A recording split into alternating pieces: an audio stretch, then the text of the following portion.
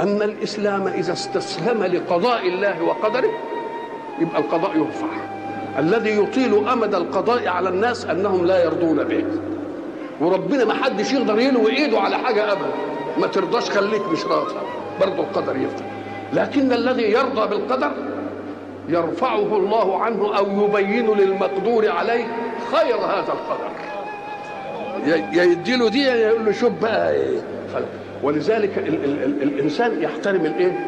يحترم القدر اللي جاي من الله، ما يبقاش يزعل الا من الحاجه اللي يعملها بنفسه، انما شيء قضاه الله عليه وهو حكيم واحنا صنعته واحنا خلقه وما فيش حد بيتلف صنعته ابدا. يبقى اذا رضي بالقضاء يقول انت رضيت بالقضاء، فلما اسلم وتله للجبين وناديناه ان يا ابن قد صدقت رؤيا، ويرفع القضاء. ومش يرفع القضاء بس، ويجيب ايه حاجه ثانيه، قال وبشرناه بايه؟ باسحاق. اذا دي تعلمنا ان كل حاجه